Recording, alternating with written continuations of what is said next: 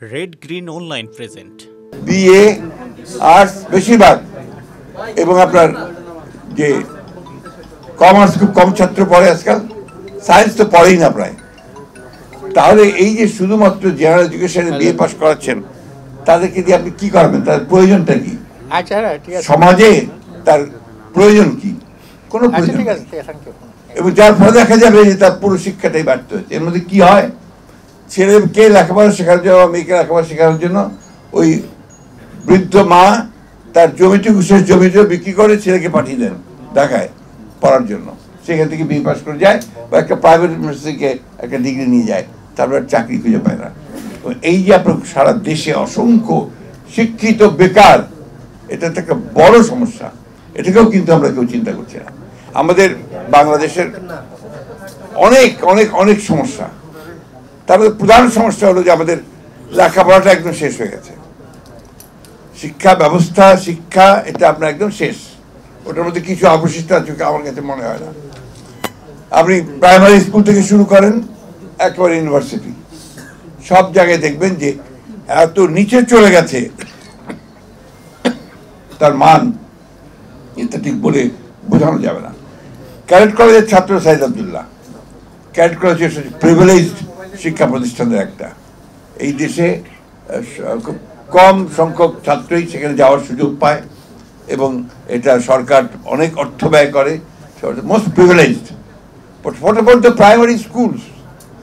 একেবারে সেই কুড়িগ্রামের চরের, রৌমারির চরের মধ্যে প্রাইমারি স্কুলটা বা হাই স্কুলটা, সেখানে কি শিক্ষা পাচ্ছে, কি ব্যবস্থাটা আছে, সেটা কিন্তু আমরা অনেকেই জানি না।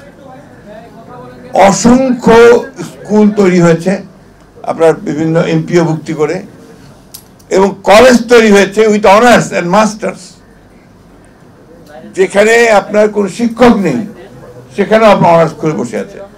দিনাজপুর গভর্নমেন্ট কলেজে যাওয়ার কিছুদিন আগে আমার সুযোগ হয়েছিল। আমার চাকরি জীবনের শুরুতে আমি দিনাজপুর গভর্নমেন্ট কলেজে কাজ করেছিলাম। সেখানে একটা ডিপার্টমেন্ট আছে, অ্যাকাউন্টেন্সি ডিপার্টমেন্ট, যার মাত্র একজন শিক্ষক, অনার্স আছে, মাস্টার্স আছে, অনলি ওয়ান টিচার। এখন আপনারা বলুন যে এই কলেজগুলোর কি প্রয়োজন আছে?